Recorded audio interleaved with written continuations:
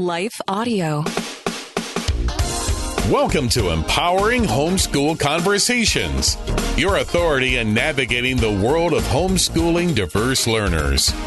Featuring Peggy Ployer from SPED Homeschool, Annie Yorty from AnnieYorty.com, Leilani Melendez from Living with Eve, Stephanie Buckwalter from eLARP Learning, and Dawn Jackson from Dawn Jackson Educational Consulting and Tutoring. With over 75 years of combined homeschooling expertise, experiences, and perspectives, this group is eager to share their wealth of wisdom to empower your homeschooling journey. So grab your favorite mug, settle in, and get ready for insightful discussions, valuable insights, and practical tips as these experts and their guests dive into the hottest topics in homeschooling. Whether you're a seasoned homeschooler, just considering this path, or anywhere in between, you don't want to miss a minute of these enlightening conversations that will empower your child to thrive in their homeschool environment.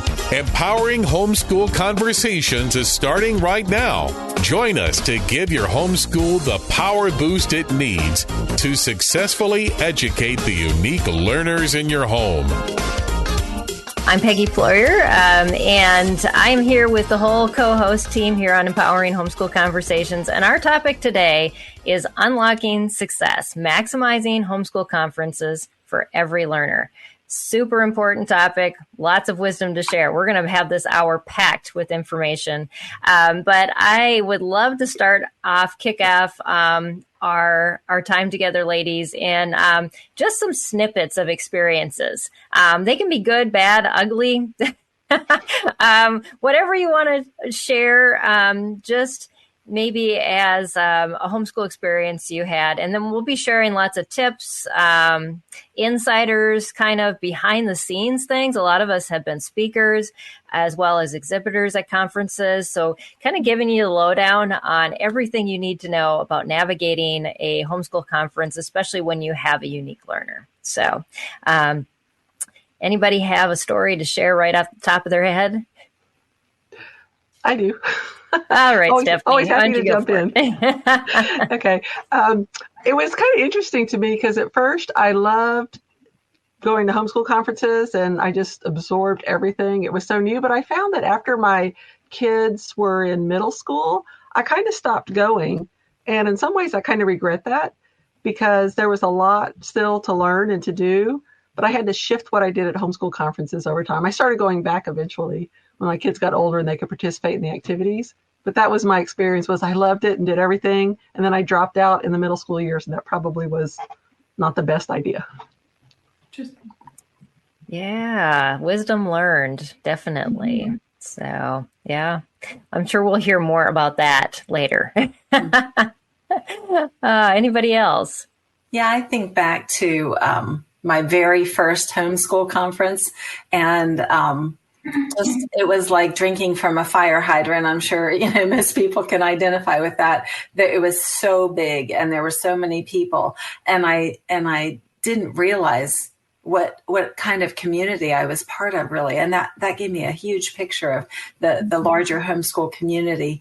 And, but I will say this, I was completely lost. I didn't have like a good, preparation beforehand. So I hope we get to talk about that today. But also I spent like way too much money in the vendor area. I learned my lesson that way, but it was just an amazing experience to go that first time and realize, I was part of that bigger community. Mm-hmm. That's really good. Yes, definitely. Mm-hmm. It does give you a bigger picture. Yeah. For sure. Leilani or Dawn, you got I was just a quick story? For mine, when I jumped in there, I was still actually in public school. So as a teacher in public school, and I was kind of going because I knew that I wanted to homeschool my kid and I wanted to see what I was getting my feet into. And I don't know, there were just so many different speakers, and I was trying to focus in on, okay, what my son's going into preschool. Let's focus on the little guys, not the high schoolers right now, because they have all the different, types that you can try, but or listen to all these different speakers with different personalities. But I also found out right away, what kind of stuff that I liked right off the back and what kind of stuff that I didn't like. And I kind of made a mental note of that. I also ran into a lot of people that I knew, and I was connecting with people in my community. And and it's interesting because every homeschool convention and conference is completely different. The amount of people that are there and what they have to offer you. And so that's also something, to keep in mind. Mine was really big.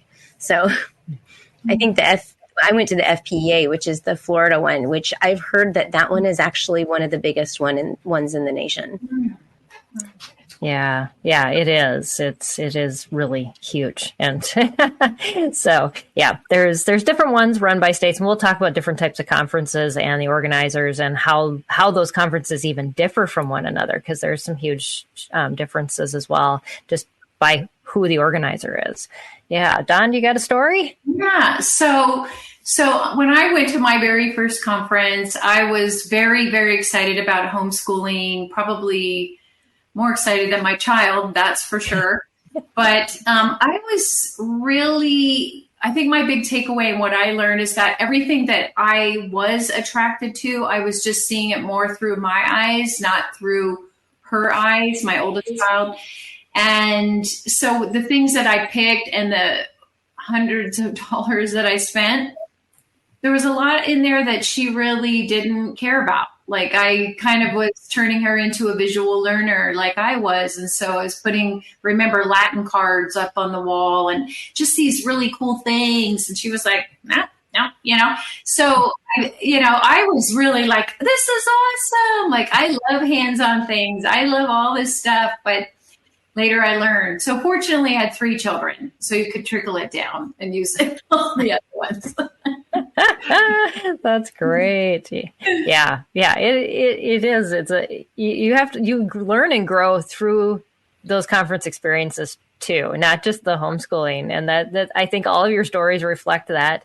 And my story does too, because I avoided the speakers.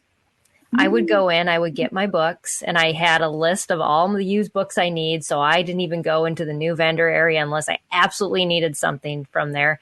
And then I left because I found that when I did go in, I'm looking at the titles going, how your child's going to be in college by the age 15. And I would just leave crying, because I'm like, my kids can't do that. And so I felt like it was a defeating experience for me. And therefore I shut the door on being teachable. And found out later that, I really did need that. So yeah, lots to learn. So just know that those homeschool experiences at conferences, they do reflect a lot on, yourself too. Mm-hmm. And I think we all kind of shared that, which is, I didn't expect it to go there, but yes, that's so true. So let's talk about this. Why should somebody go to a conference, or maybe not? Any feedback on that? I mean, I can say just to get to know your community, because there are a lot of community type conferences. I know because Florida is just growing. I know that we have a Tampa Bay Homeschool Convention, and that one is huge, but it's all the people in my neighborhood that I can actually reach out for help. So we have an occupational therapist that does a speaking engagement, and she's known for being one of the best OTs in the area. And then we have a bookstore, a homeschool bookstore, and she shows up with all her stuff, and then we get to know her. And so getting to know my community, getting to know my state, the laws, seeing that I'm not the only one that is doing all of this. I mean, that would be a great start. Yeah, definitely getting connected and making those connections and finding out about people you didn't even know about too. So yeah, so true. Yeah, we all have multiple reasons for going. I know when I first started going, I thought, they're going to have all the curriculum. I can put my hands on it and those kinds of things. I also was thinking about things I could learn about teaching and that type of thing. Ultimately, though, what I found was my biggest need that I didn't exactly realize was that I needed inspiration and that renewal of my commitment. And just to renew and understand and focus on my calling, that's what keeps you going through the year. It's not the how-tos. I mean, those how-tos are great, but we need to do that. So that you may not even know as your need, but definitely go looking for that. Yes. Yeah. That's a great. Because you have like 1 hour, and there's like 5 or 6 different speakers sometimes, and picking. I think it does boil down to that, Annie, is like, what do I need for the long run? Or because I think sometimes we're attracted to those things that are going to fix our child. But we have to remember that we're the one that needs to be filled too. So that's so good. We will continue this conversation after a short break. But look around you. Your family, your faith, they're not in the way. They are the way. From the creators of Jesus Revolution comes the incredible true story. It's going to be dangerous and scary, and giving up, it's not an option. The story of one family's journey from down under to center stage. Unsung Hero, a For King and Country film starring Candace Cameron Bure and Terry O'Quinn. In theaters now.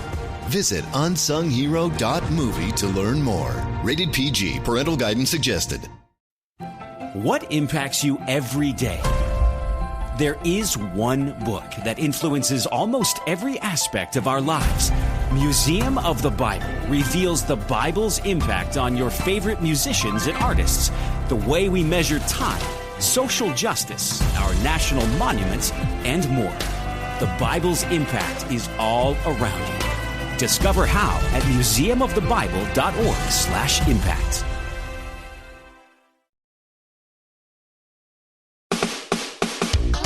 This is Empowering Homeschool Conversations, provided by SPED Homeschool, a nonprofit that empowers families to home educate diverse learners.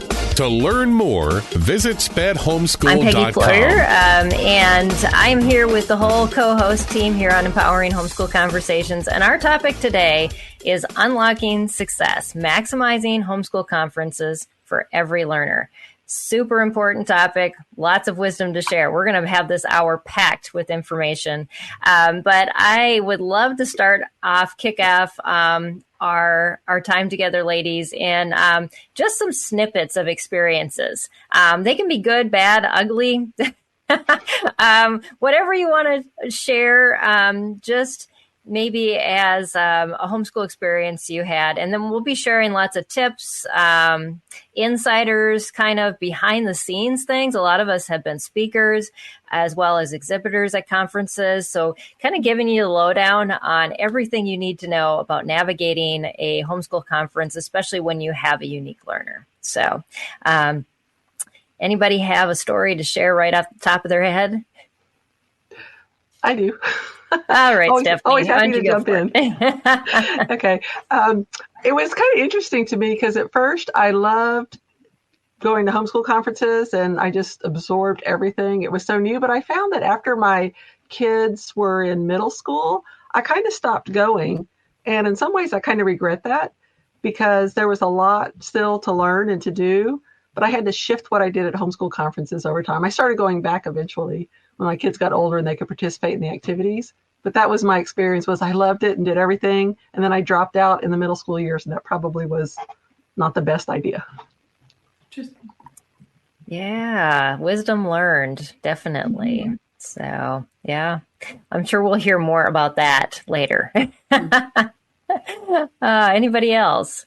Yeah, I think back to my very first homeschool conference, and it was like drinking from a fire hydrant. I'm sure, most people can identify with that. It was so big and there were so many people. And I didn't realize what kind of community I was part of, really. And that gave me a huge picture of the larger homeschool community. And, but I will say this, I was completely lost. I didn't have like a good, preparation beforehand. So I hope we get to talk about that today. But also I spent like way too much money in the vendor area. I learned my lesson that way. But it was just an amazing experience to go that first time and realize, I was part of that bigger community. Mm-hmm. That's really good. Yes, definitely. It does give you a bigger picture. Yeah. For sure. Leilani or Dawn, you got I was just a quick story? For mine, when I jumped in there, I was still actually in public school. So as a teacher in public school, and I was kind of going because I knew that I wanted to homeschool my kid and I wanted to see what I was getting my feet into. And I don't know, there were just so many different speakers, and I was trying to focus in on, okay, what my son's going into preschool. Let's focus on the little guys, not the high schoolers right now, because they have all the different, types that you can try, but, or listen to all these different speakers with different personalities. But I also found out right away, what kind of stuff that I liked right off the back and what kind of stuff that I didn't like.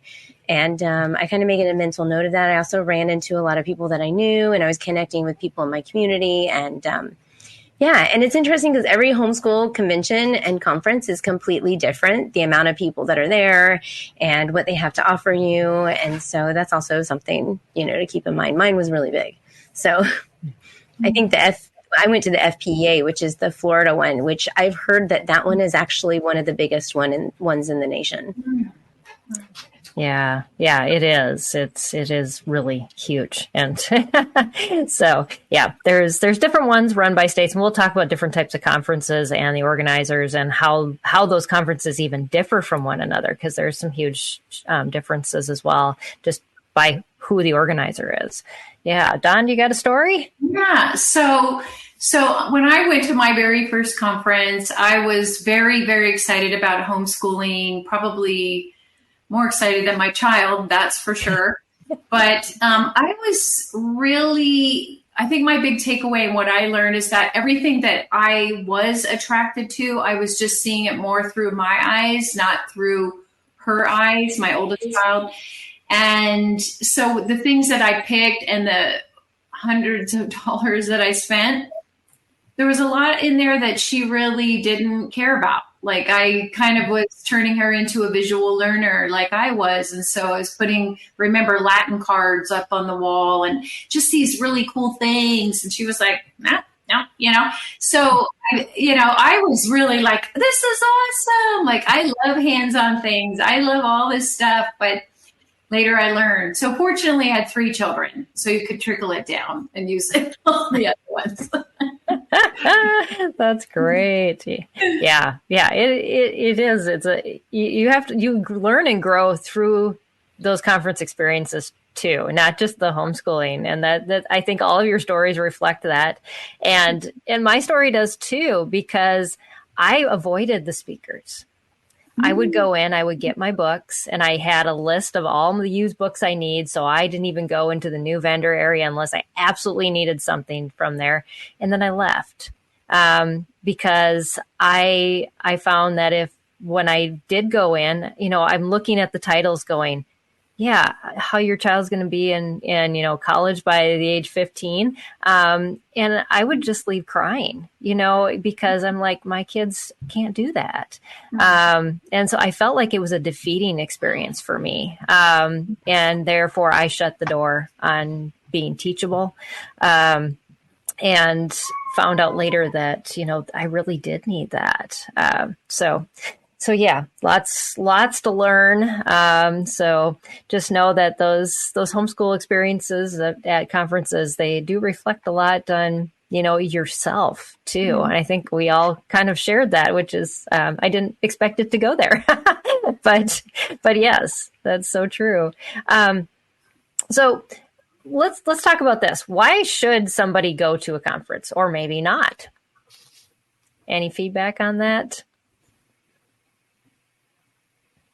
I mean, I can say just to get to know your community, because there are a lot of community type conferences. I know because Florida is just growing. I know that we have a Tampa Bay Homeschool Convention, and that one is huge, but it's all the people in my neighborhood that I can actually reach out for help. So we have an occupational therapist that does a speaking engagement, and she's known for being one of the best OTs in the area. And then we have a bookstore, a homeschool bookstore, and she shows up with all her stuff, and then we get to know her. And so getting to know my community, getting to know my state, the laws, seeing that I'm not the only one that is doing all of this. I mean, that would be a great start. Yeah, definitely getting connected and making those connections and finding out about people you didn't even know about too. So yeah, so true. Yeah, we all have multiple reasons for going. I know when I first started going, I thought, oh, they're going to have all the curriculum. I can put my hands on it and those kinds of things. I also was thinking about things I could learn about teaching and that type of thing. Ultimately, though, what I found was my biggest need that I didn't exactly realize was that I needed inspiration and that renewal of my commitment and just to renew and understand and focus on my calling. That's what keeps you going through the year. It's not the how-tos. I mean, those how-tos are great, but we need to do that. So that you may not even know as your need, but definitely go looking for that. Yes. Yeah. That's a great. Because you have like 1 hour and there's like 5 or 6 different speakers sometimes, and picking, I think it does boil down to that, Annie, is like, what do I need for the long run? Or because I think sometimes we're attracted to those things that are going to fix our child, but we have to remember that we're the one that needs to be filled too. So that's so good. Yeah. I would also add to that. I think that's awesome, Annie, what you said about that. But I would also add, in terms of curriculum, I remember that's where I first got exposed to classical education, which I personally really like. And it was just, the literature, just being able to see the literature and the books and the stories. That's where I really got bit by that bug and came home and just have that collection now of children's literature and things like that. And then the other thing to me was, I'm a very curious person, and probably annoying even to some point of my curiosity. I like to ask questions, and it's really fun to meet the people behind some of that curriculum, or what their ministry and passion is in why they are there.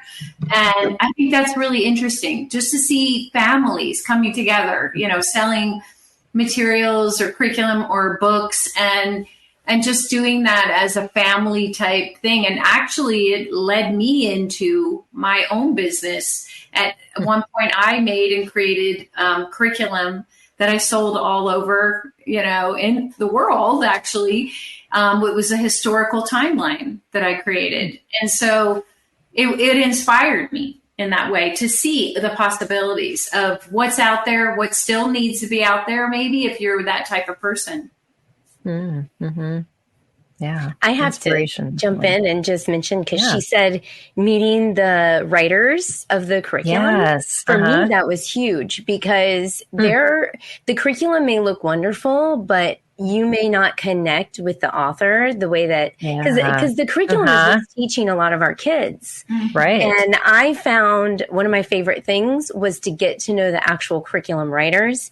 And I know I could think of like 3 in particular in my mind right now that I just like connected with right off the back. And I have used their curriculum just consistently. And one of them even said to me, I guess they looked into my stuff, and they said, we have a lot in common. And I was like, yeah, I know. That's why I use your curriculum. So finding the writers that you click with and that you have a lot in common with, and that your kids, I like to bring my kids to the conference after a while. Yeah. So, because I want them to have an input on what they're going to learn. And I know the same thing has happened with my kids, where they click with certain authors. And so it's you find it and they tell you what they like and don't like, and it's great. It's just like a good kind of family experience. Yeah, for sure. Another good thing about going and talking to the authors is, if they're listening, they're hearing what people want, and then they can create curriculum to meet your needs. So that's another good reason to actually talk to those vendors and open up to them about what your needs are, because I know it helped me tremendously. The first time I was a vendor, I was like, oh, that's what people want. And I started creating for them. Yeah, absolutely. Yeah, I did a talk years ago at the Homeschool Trade Association when it was mostly curriculum providers, and gave them a talk on what does our community need. And when it just shocked them when I said, if you could give us supplements that would last 2 more years, we would be so happy, because sometimes your curriculum has to last us 2 years and we don't have enough content. And so we're out looking and searching for other things to complement that and to make it more hands-on. And they're like, oh, we had no idea. We just thought we had to develop more instead of just extending out what we already had. So yes, giving them that feedback and connecting with them. So important. Absolutely. Yes. And anybody else have anything else on why someone should go or not go? It can be a lot of fun. It can be a lot of fun. The excuse to get away sometimes. Yeah. And bring your husband with you and go swimming till midnight sometimes. Yeah. I don't know. That's what... Actually, that's another topic about bringing your husband, because my husband didn't really want to go. And that was a little bit painful for me, because, I loved homeschooling and I wanted to do it. And he was just like, okay, I'm happy with whatever you do. And I really wanted him to participate more. So that can be like a point of contention, actually, or pain, is when, you want to go, but your spouse doesn't. We have to have a whole topic on that, the spouse part. We should. Yes, in the future. Yes, put that on the list. I don't know, for all of you that are listening, yes, they're watching. We have a very long list of topics we need to cover, and it seems like when we turn the camera off, we come up with more. So, yeah, definitely that is a hard one. I got my husband to go couple times, but that was mostly when I was already in an administrative role for one of the state organizations. So I was working the conference. And so that was how, we would get away. But yeah, there's so many talks that for dads at conferences. And if they can catch the vision, I just remember one of my, one lady that came up to me, she was just beside herself, or she was a public school teacher, and her husband has had no vision for homeschooling. He came to the conference and his whole idea of homeschooling changed that weekend. And so you just do not know the influence that can, and like these speakers that are talking about, why do we homeschool? This is our family's passion. I mean, you're going to get more than just teaching and curriculum, like Annie was saying, that inspiration. And it's not going to just inspire you, but it's inspire you as a couple, as a family, to just go the long haul, because it's not always easy, and you need to hold on to those things and remember what those people were saying, why they do it, and why they think it's worth it. So, yeah. And sometimes they have male speakers that talk about family life. And I know also my husband loves apologetics. So when there's an apologetic speaker that my husband knows about them, he's like, right. So sometimes those little perks, things that they like. Mm-hmm. Yeah, definitely. All right. Well, let's dive into preparing. There's a lot that needs to be done, especially in our homes, to even get us there, but then also to prepare us for what we are going to do over the weekend, or, our time at the conference. Any insight into that as far as set a budget? Yes. Or just don't buy anything. Just make a commitment to yourself. Because a lot of these speakers, if they're going to offer you, 20% off conference fees, which they'll do that, more than likely, if you join their mailer list or subscription newsletter, they're going to offer that same discount again. That's just been my experience. Not all of them do it, but yeah, especially when the conference is in May and you don't start school until August, you've got some time to think about it. Absolutely. Yes. Well, along those lines, just thinking about the money you're spending or what you might buy there. If you do some homework before you go about thinking about what you are interested in buying, what types of things you think you'll need. You can even look some of that up online ahead of time, get an idea of costs, get an idea of the pros and cons, and then kind of go there to look at the materials. And, if you think that is what, you're going to need, say, a math curriculum or whatever, it's not a bad place to get it. But you go like prepared, so you're not doing the impulse buying. That's really what you want to guard against, because everything looks so shiny and wonderful. And, you'll hear people. And they're going to fix all your problems. How great it is. And so you want to avoid that type of impulsive buying. But, it can be a great place to kind of get it all done in one fell swoop. Mm-hmm. But you have to prepare ahead of time so you know what you're looking for. Right. Absolutely. Yes. Don or Stephanie? I was going to say, if your child is several years behind in core subjects, one thing that's helpful is to know your child's developmental level and likely the amount of progress they'll make for the next year, because you may not even need to buy new curriculum, like Peggy was saying, where you just want more and more, something that lasts for 3 years. So I just wrote a blog post about that over on eLARP Learning that tells you how to calculate the amount of progress your child is likely to make over the next school year. I did it as a series in my newsletter, and then I'm turning it into a blog post. So, and you can download it then as a PDF, but you can actually calculate about how much progress they'll make based on the progress they've made so far. And it's very helpful, and it saves you a lot of money. Yes, absolutely. Yep. Yeah, because you definitely don't want to be skipping ahead to the next book just because it's the next year, because you're going to create large gaps in their understanding, especially if you're doing something that requires prerequisite learning. But yeah, that's why not. I remember the first time I said that at a conference, that a curriculum could last 2 to 3 years. I heard a gasp from the audience, and they're like, "What?" And I'm like, "Yes, it is something that is, it's okay. Just because the year ends doesn't mean the book ends. Just set it down for a while and start up again." So, yeah, definitely. Anything preparation-wise, Dawn, that you would have to share? I mean, I always go through the book and I highlight the talks that I want to go to. And I'll bust open those. Yeah. So I'll bust open my book and I'll look at the talks and I'll read the synopsis and I'll highlight the ones, and then I'll go to their website to see if it might be something I'm interested in. Yeah. And then while I'm there, maybe I go to one of their talks and I love them. So then I'll go to more of their talks, or maybe I don't like them and then I'll cross out the talk.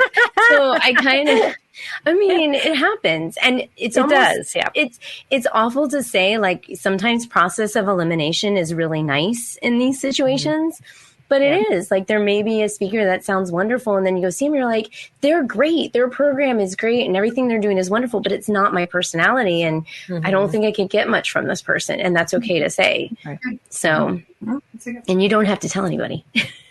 Yeah, exactly. Not naming names. We will continue this conversation after a short break. What impacts you every day? There is one book that influences almost every aspect of our lives.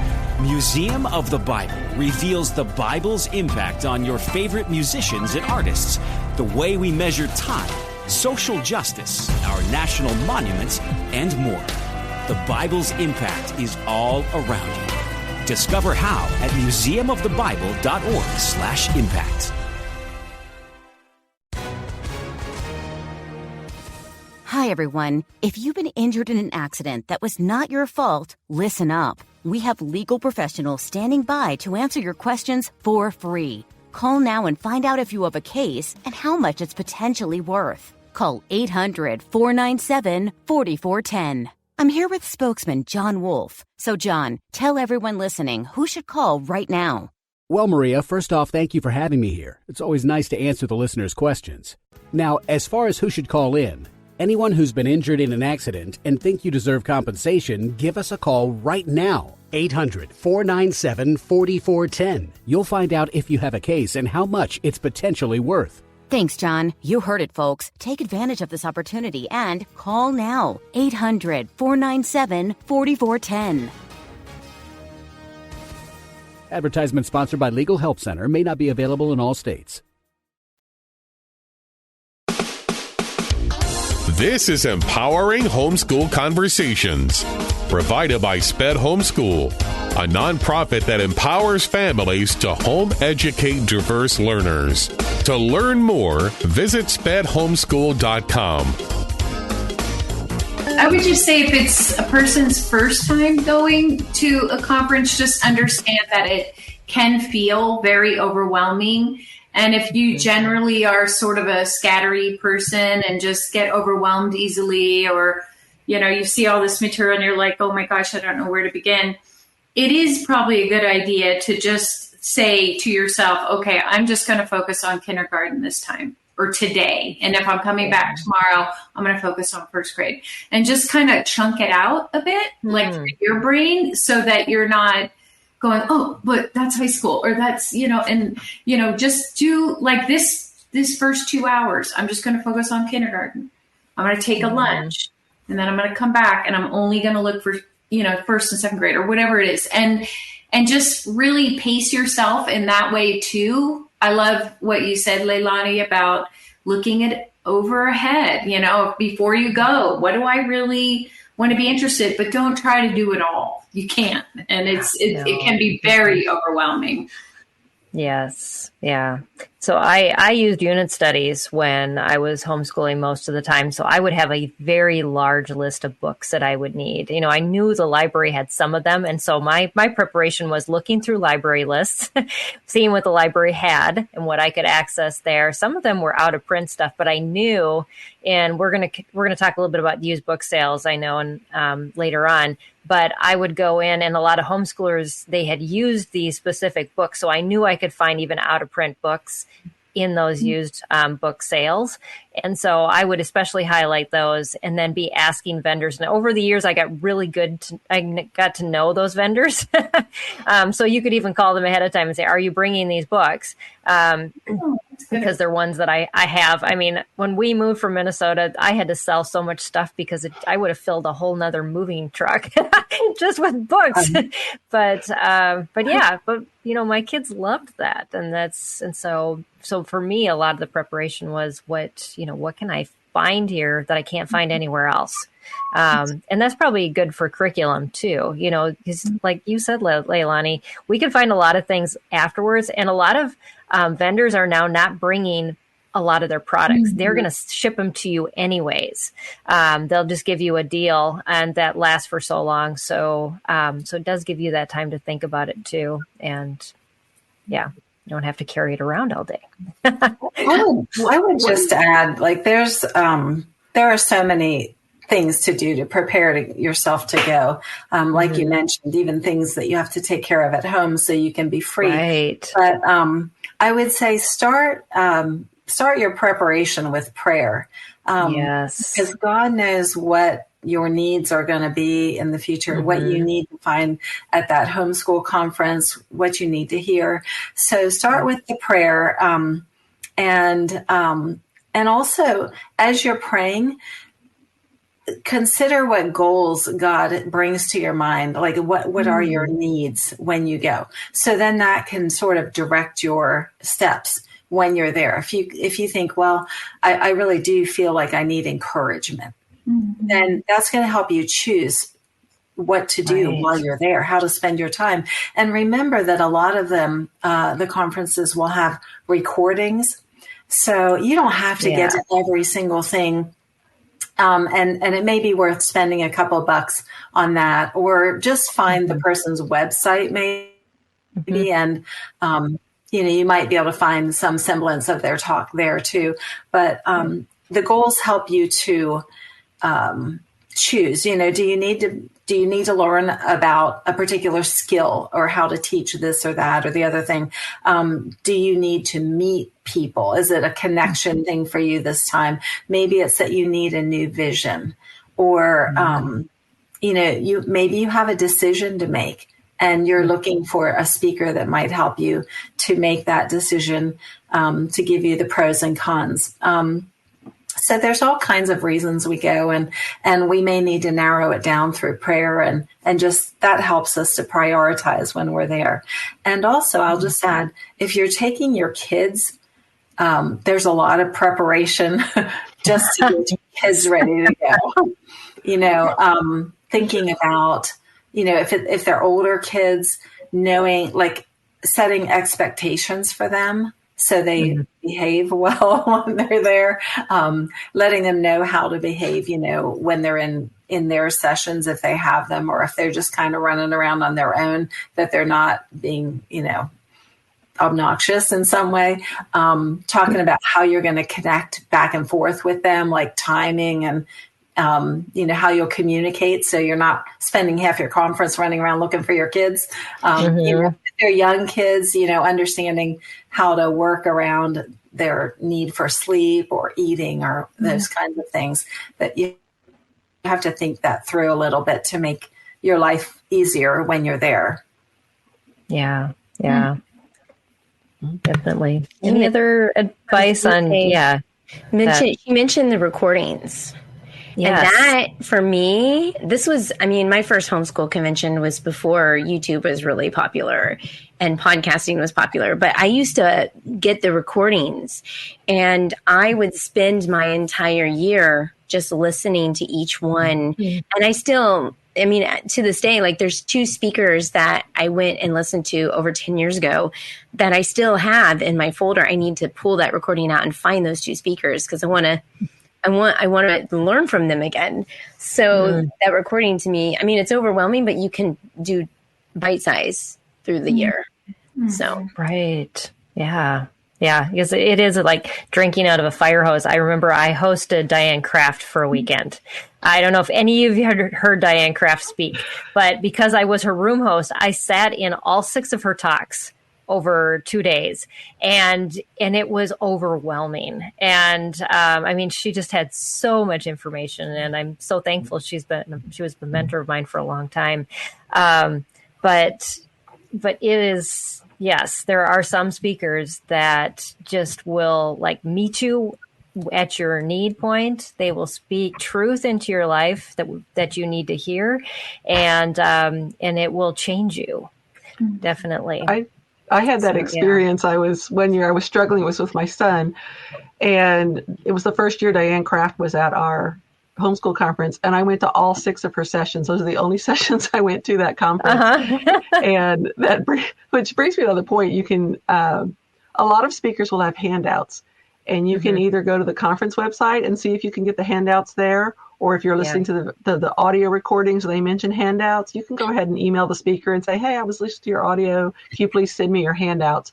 Or if you're, they probably don't do this as much anymore, people print them themselves, but it used to be you could just go by the person's room when they were speaking and pick up their handouts. So if you couldn't make all of them, or you knew you wanted the recording, you go by and pick up the handouts too.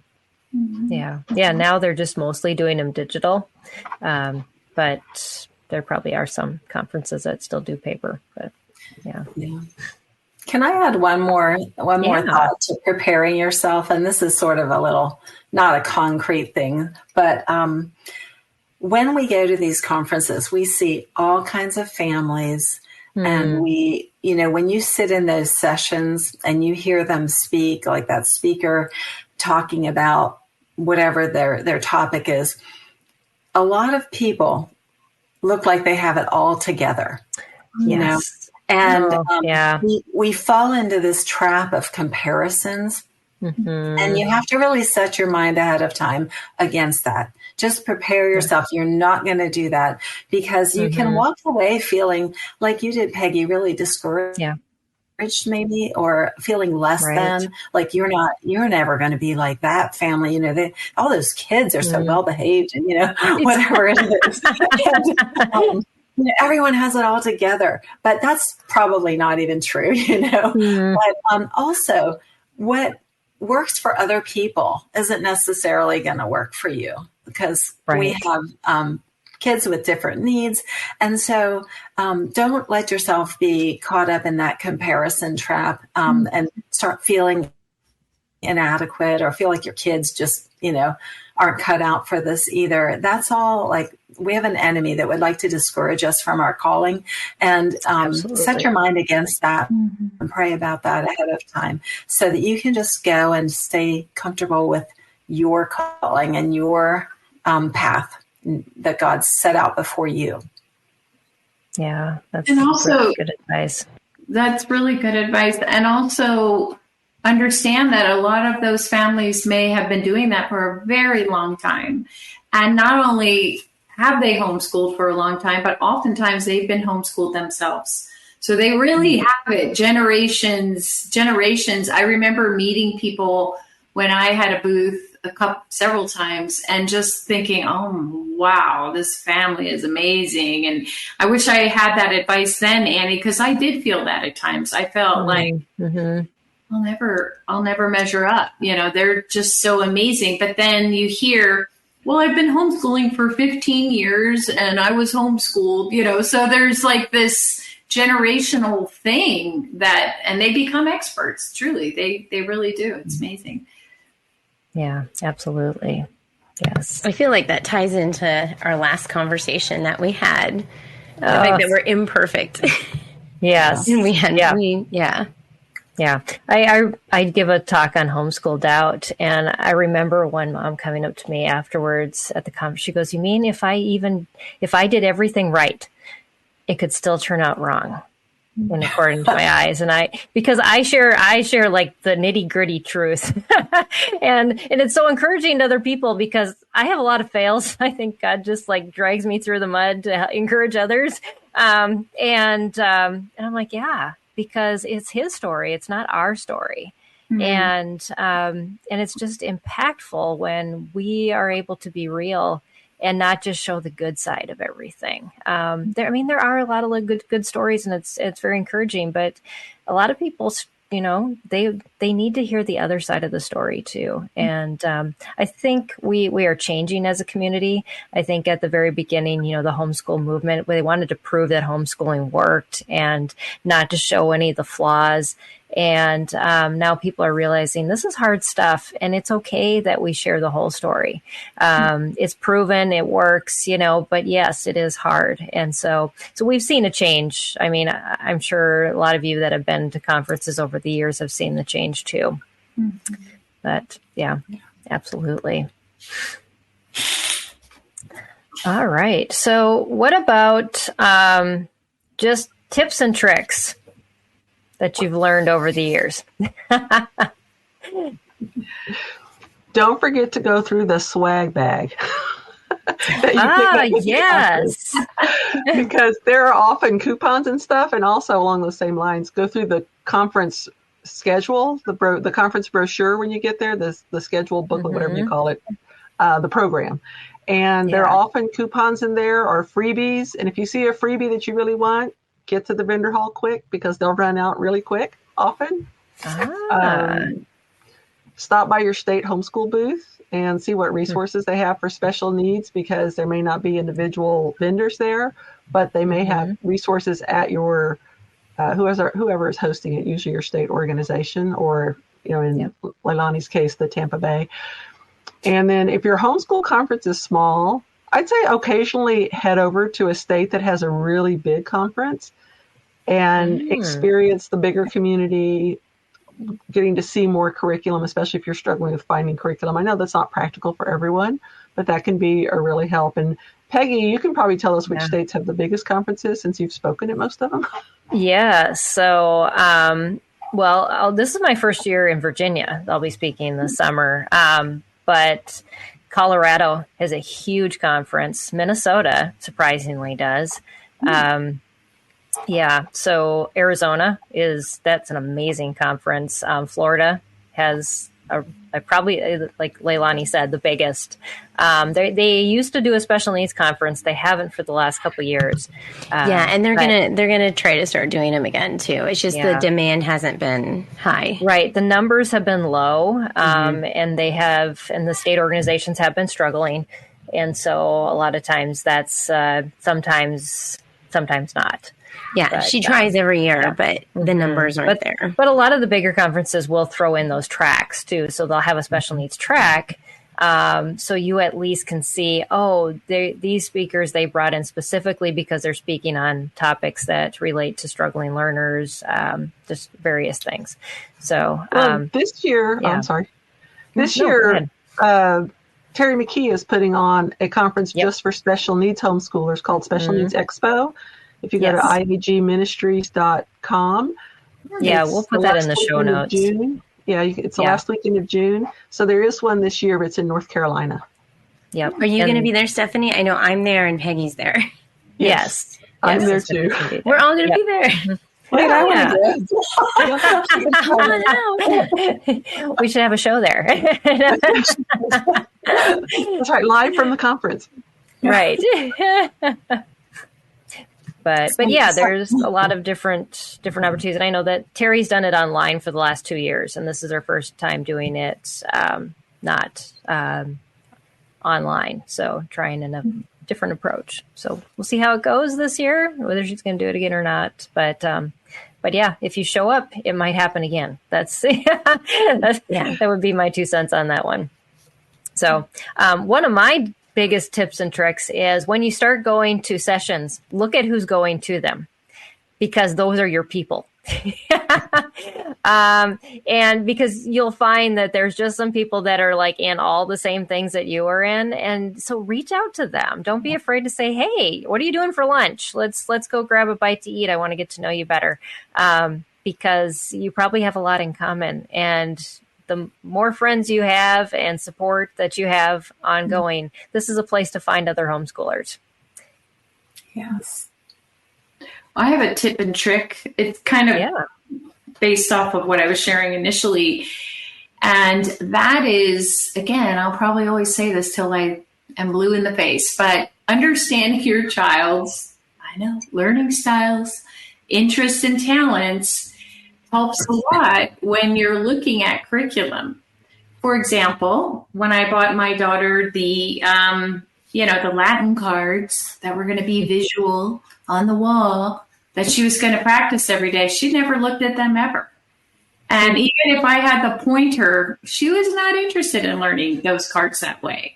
Had I taken her outside with chalk and she could write the words out and draw a picture with them, she would have gotten them, and it would have made so much more sense from a kinesthetic point of view, because that's the kind of learner that she was versus the visual learner that I was. So for me, cards on the wall work, but not for her. So just sometimes understanding those differences, like, am I attracted to this curriculum, to this game, this whatever, manipulative, because it's something that I really like, or will my child really be drawn to that? And so that takes a while to figure that out, but there are little inventories, that you can do, checklists or whatever that you can do. I know if anybody reaches out to me, I can send you like even a free one, just a simple one to understand your child's learning style.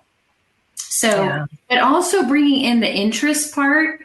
So, for example, if your child loves animals or gardening or botany or whatever, try to find things like in journaling or books that they're going to be gathering that have those kinds of stories or literature or anything that's connected to what's meaningful, I think is important. So it's not that I just really didn't think like that. I honestly didn't. Now I do. That's all I think. I think, well, what do you want to do?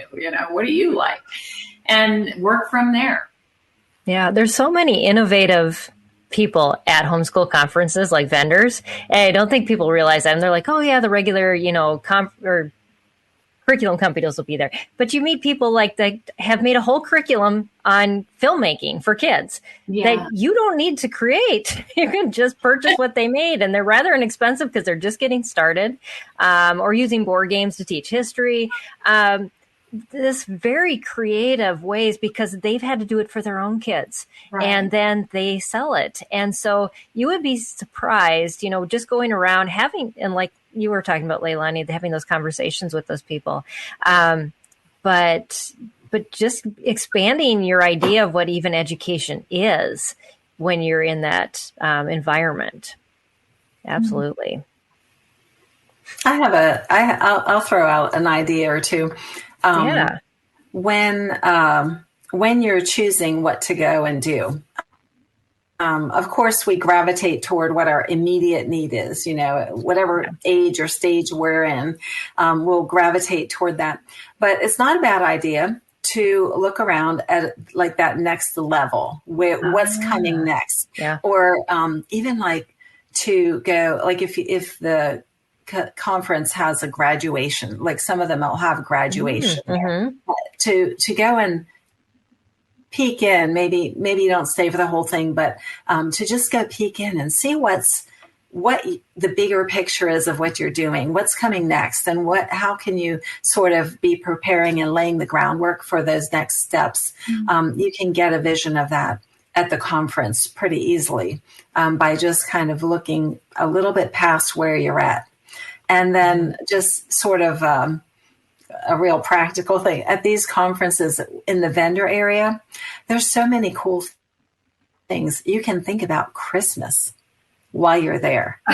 Think before you go, what's the people that you would typically be buying your gifts for, and knock that out while you're there at the conference, because there's some really cool stuff, like you said, really innovative people. There's great educational games and fun things to do. So consider setting aside some of your funds for that and getting ahead on that. You won't be so pressed at Christmas then to be doing any shopping.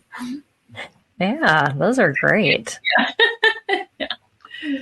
One other thing is to, if your conference has a used curriculum sale, to see if they have a time of gleaning at the end.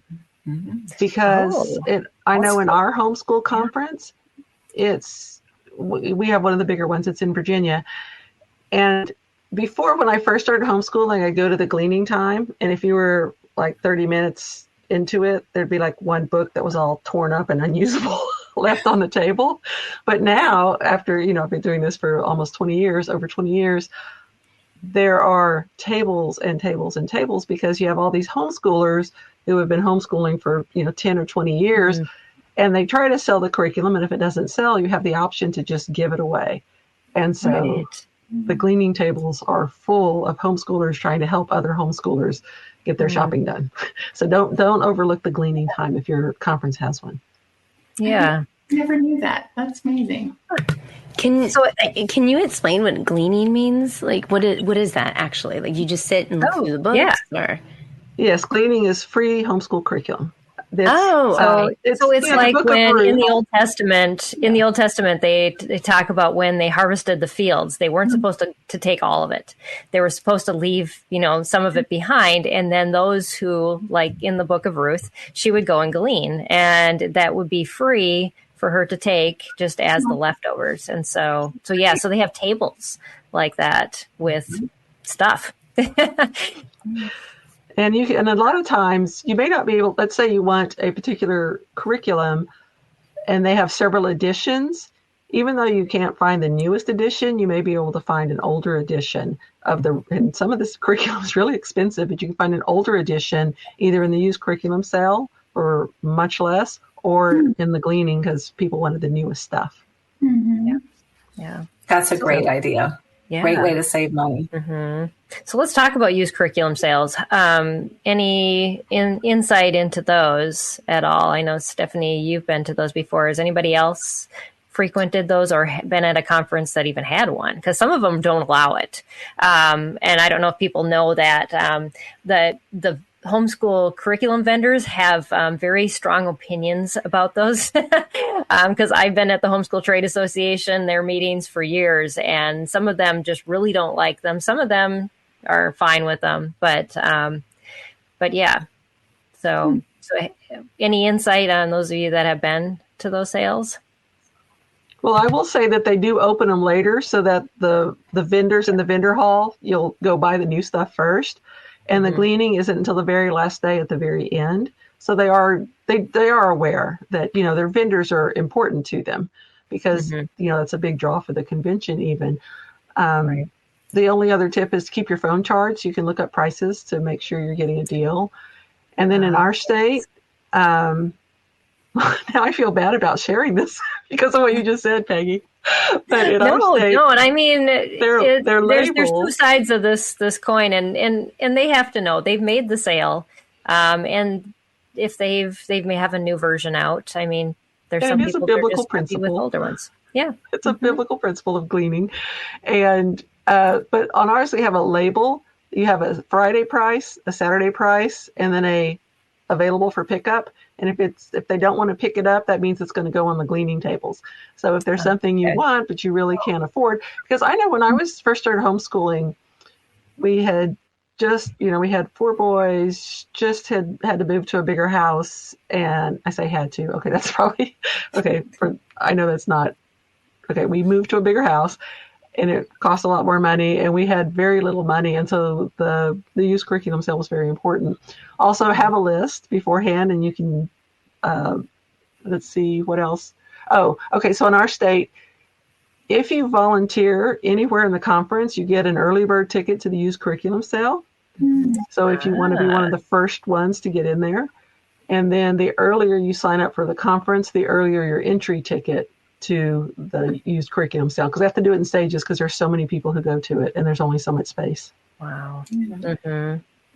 I would add to that when you're buying the used curriculum to be aware of, like there's often 2 parts to it, maybe a consumable part and then the part that is just, can be used over and over. And so you want to know, for instance, if you buy the non-consumable part that you can get the consumable part if you want it, or to know how you would work around not having it. So that I'm thinking of things like to be specific, like if there's a workbook that your child will be filling out, that's the consumable part that you only use once. And so that may or may not be available to be purchased separately. So you don't want to waste your money on a used book where you can't like really use it. So think about that as you buy used curriculum. Right. Yeah, absolutely. That's lots of good tips. So what about like special offerings for families who have special needs kids? What have you seen in the past from conferences or that like these organizations that run these conferences offer for you? Well, our conference does. Again, it's one of the bigger ones. So we have the option. But so I'll just do a quick rundown. Yep. They have just starting the last couple of years, the regular conference is Friday, Saturday. So on Thursday, they added a mini conference for special needs and struggling learners. Yep. So you can look for something like that. Also, I mentioned before that the host of the conference might have a special needs area. Ours has a specific table where you can go and, ask anything you want. It's staffed by volunteers. They're either people who consult for a living or other homeschool moms who have homeschooled special needs kids. And you can find out, get information on curriculum. Also, the table for your homeschool organization might have books for special needs. I know ours does. Just a little section of books for struggling learners and special needs. Yeah. So those are the offerings that we have. So when I worked for the Texas Homeschool Coalition, we ran a program called Special Buddies. It's no longer running just because there was never the people who used it at first were the people who continued to use it until their kids got old enough and they phased out and then nobody used it anymore. But it was actually a check-in program for kids with special needs that was housed or run by a nurse and a whole team that were trained. They tried to duplicate it in other states, but they found that it was very group training dependent. And the people they had to have experience. And so you couldn't just like take these people and say, oh, here, go through this training. They had to be like in ministry that was specific to a special needs community because it was something that they had to, not be around much more than just one weekend a month.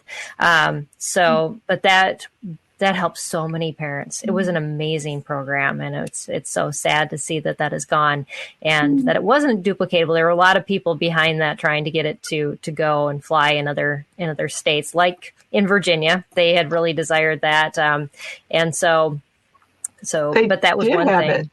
They did have it for a little while. Yes. Let me see if they have it and now. That was a duplicate program off of the Texas one. So they may still have it. I don't use it, so I didn't even think of that. Let me check. Yeah.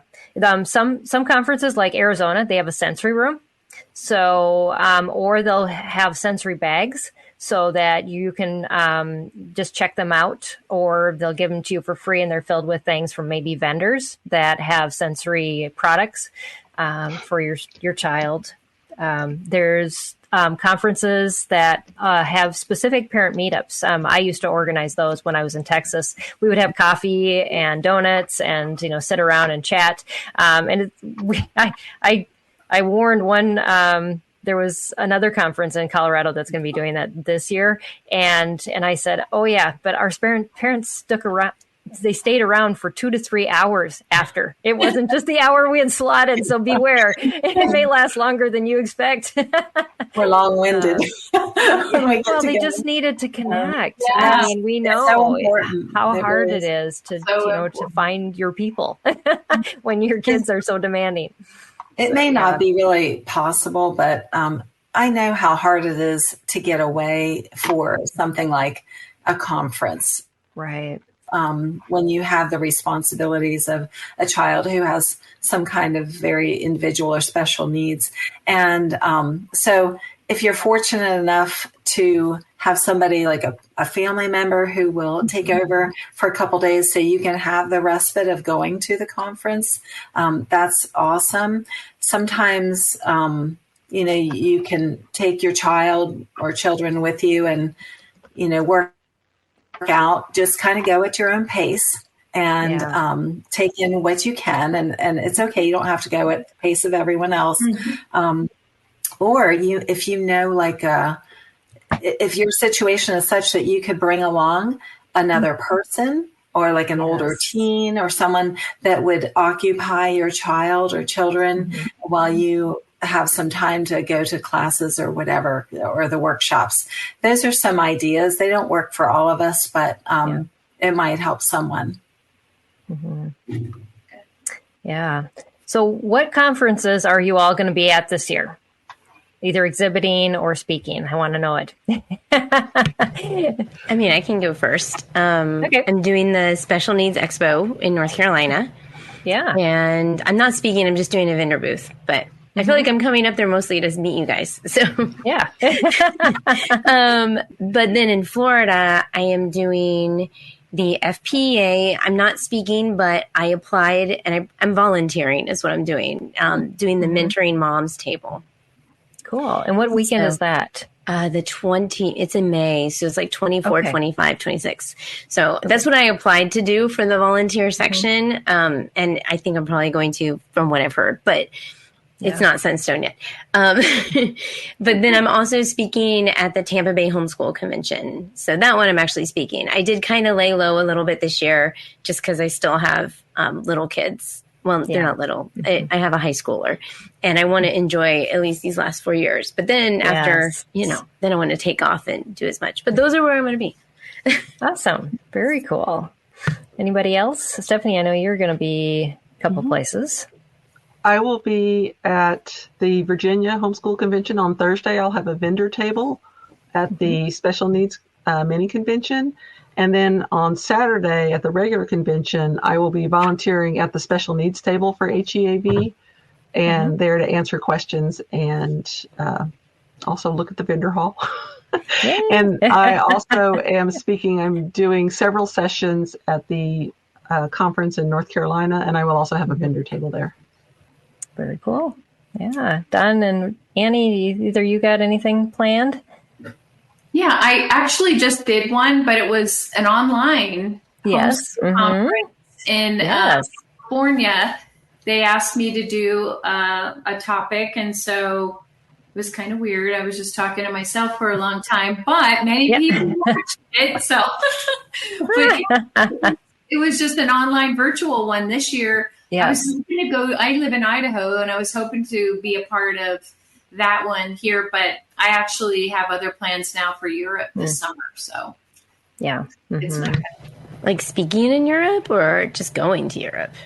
Say that again?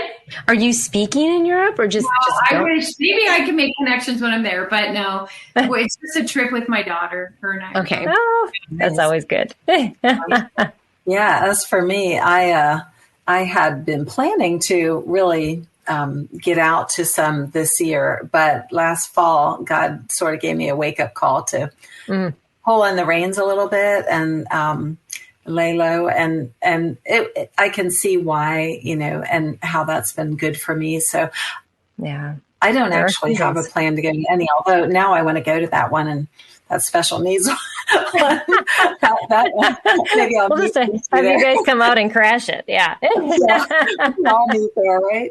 But it's opened me up to be able to I'm going to be going on a mission trip to Peru this summer. So I'm right, in the middle of the summer. So I can see how God's just opened up that space and time for me to do that. But we'll hope to do more in the future. Very cool. Yeah, I'll make sure to share all those links. All you ladies need to send those to me for those conferences so I can put them in the show notes.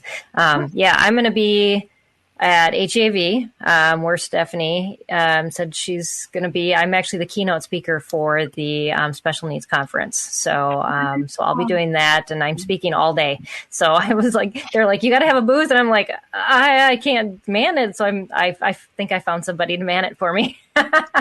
But so I'll be there, and then I'm flying directly to Minnesota to visit family, and then head to Iowa the next weekend to speak at their conference. And I think I'm just their main speaker for that whole conference. So they asked if I could do 5 to 6 talks a day. So yeah, I'll be speaking a lot that weekend. Then I got a couple weeks off, and then I'll be in North Carolina to see you all, and then I'll be in Manchester, England, in July to speak at the Global Home Education Conference. This will be my 3rd time speaking at that conference. And so that's policymakers, as well as I'm on the family track, but that is, it's amazing to get the report of how people are homeschooling all around the world. And so that'll be in England this year. But yeah, that's a whole different animal of a conference than, because I spoke in Russia the last time in person there for that one. And homeschooling is just so different in different cultures. And that's a whole nother topic. But well, awesome. Any closing comments as we're wrapping this topic up, ladies? I think I would just share, just be easy on yourself. Especially I always think about the brand new homeschooling person and going into that. And I remember how I felt, the overwhelm and the feeling that I had to be perfect and do this right, like my sister-in-law who had been homeschooling forever, and just to like give it time, and just take care of yourself. I think that's the other thing, is really take care of yourself. Self-care is really important when you're homeschooling. Get some sleep if you're going away. Don't just stay up all night watching TV. I knew too many moms that did that, and then they were exhausted when they got home. No, don't do that. I'll say, just go have fun, wear comfortable shoes. Yes. Good one. And don't get discouraged if your child, like Peggy was mentioning, when you're like, that's not my child, because the homeschool kind of meme is, the overachiever, and that's not going to be our kids. I always say my kid's on the slow train. So it's okay. And just revel in the fact that your kid's in the slow train, and have fun in the curriculum hall, looking for all the stuff you can use to teach. Yeah, absolutely. All right. Well, thank you all for this conversation. And I hope you enjoyed it. We'll be back again next time as a group. Otherwise, you can join us for one of our individual guests. We'll all kind of be hosting in the shows coming up ahead. So check out our calendar and then join us again next time for another episode here on Empowering Homeschool Conversations. God bless and goodbye, everybody.